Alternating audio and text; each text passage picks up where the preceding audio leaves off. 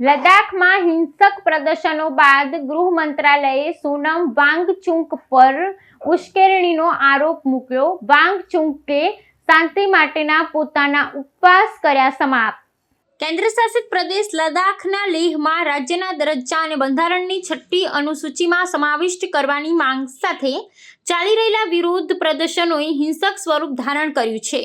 આ હિંસામાં 4 લોકોના મૃત્યુ થયા છે અને 70થી વધુ લોકો ઘાયલ થયા છે. આ ઘટનાક્રમ બાદ કેન્દ્રીય ગૃહ મંત્રાલયે એક સત્તાવાર નિવેદન જારી કરીને આ હિંસા માટે પ્રખ્યાત પર્યાવરણવિદ અને સામાજિક કાર્યકર્તા સોનમ વાંગચુકના ઉશ્કેરણીજનક નિવેદનોને જવાબદાર ઠેરવ્યા છે. ગૃહ મંત્રાલયના જણાવ્યા અનુસાર 10 સપ્ટેમ્બરથી ઉપવાસ પર ઉતરેલા સોનમ વાંગચુકે આરબ ક્રાંતિ જેવા આંદોલનની વાતો કરી લોકોને ગેરમાર્ગે દોર્યા હતા.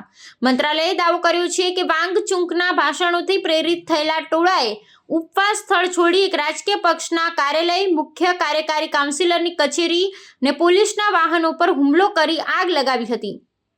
આ હુમલામાં 30થી વધુ સુરક્ષાકર્મીઓ ઘાયલ થયા હતા, જેના જવાબમાં સુરક્ષા દળોએ સ્વ-બચાવમાં ગોળીબાર કરવો પડ્યો હતો, જે દુર્ભાગ્યપૂર્ણ મૃત્યુમાં પરિણમ્યો. બીજી તરફ સોનમ વાંગચુકે હિંસાની ઘટનાને પોતાના જીવનનો સૌથી દુઃખદ દિવસ ગણાવી પોતાના ઉપવાસ સમાપ્ત કરવાની જાહેરાત કરી છે. તેમણે સરકારના આરોપોને નકારી કાઢ્યા છે અને જણાવ્યું કે આ હિંસા સરકાર દ્વારા નોકરીઓ અને 6ઠ્ઠી અનુસૂચિના વચનો પૂરા ન કરવાને કારણે સ્થાનિક યુવાનોમાં પેદા થયેલા આક્રોશનું પરિણામ છે.